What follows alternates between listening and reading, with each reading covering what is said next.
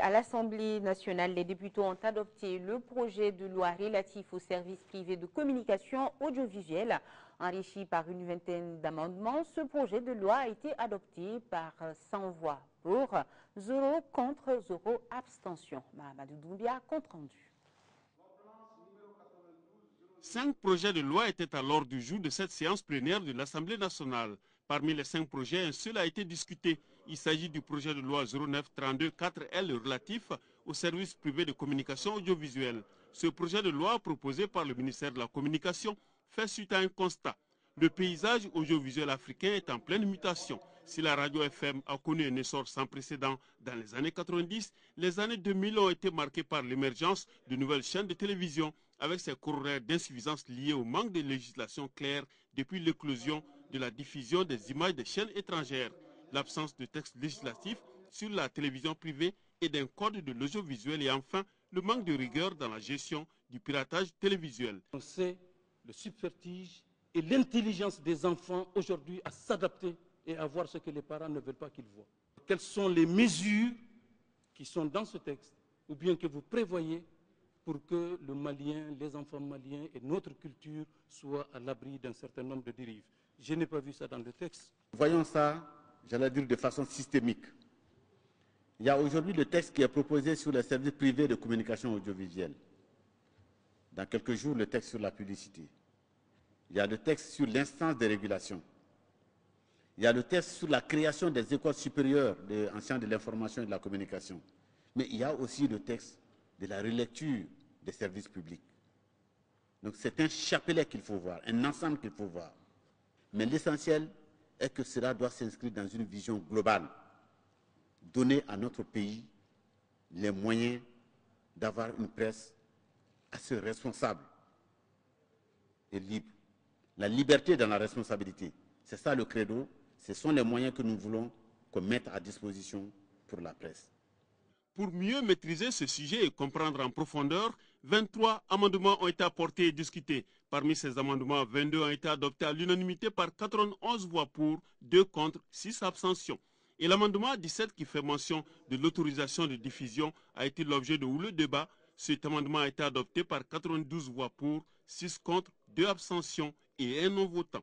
En définitive, ce projet de loi 0932-4L, régulateur de l'espace audiovisuel et de la distribution, a été voté par 100 voix pour, 0 contre, 0 abstention. Les 4 autres projets de loi 1115, 1160, 1086, 1198, 4L ont été renvoyés pour une prochaine session. Le ministre de l'Emploi et de la Formation professionnelle et son collègue de l'Éducation, de l'Alphabétisation et des langues nationales étaient en visite de terrain dans les centres de formation professionnelle qui accueillent des handicapés qui rencontrent des difficultés à poursuivre leur formation dans le système éducatif. Ces jeunes sont inscrits dans des métiers comme la maçonnerie, la plomberie, l'électricité, le bâtiment, la cuisine et la transformation agroalimentaire. Amadou Ouattara, reportage.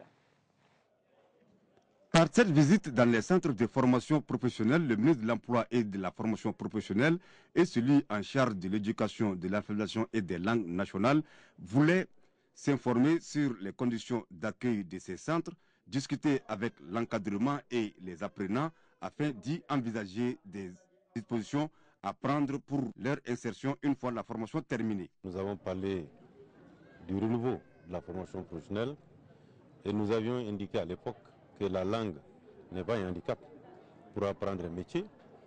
Et nous nous rendons compte que même quand on ne sait pas parler, à plus forte raison de parler des langues telles qu'on connaît, donc même le langage des signes permet d'apprendre un métier. Et c'est ce que nous avions dit.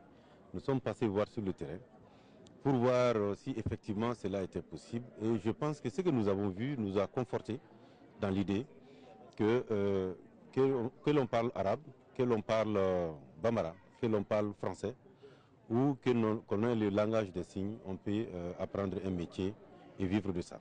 Les 2 membres du gouvernement se sont rendus successivement dans les centres de formation Guy Berthe à Titibougou qui forment actuellement 30 jeunes en maçonnerie et froid climatisation, le centre des handicapés auditifs SIS dans la cour de l'ESICA avec 51 apprenants et le collège Wami de Bako Djikoroni. Nous avons vu des jeunes diplômés et non diplômés, des titulaires du DEF, des titulaires du baccalauréat, des jeunes qui ont fait leurs études en langue française, d'autres qui les ont faites en arabe, des jeunes malentendants, et tous ceux-ci qui sont regroupés, qui sont formés à des métiers extrêmement porteurs, tels que le carrelage, la plomberie sanitaire, la maçonnerie, la couture, l'alimentation, etc.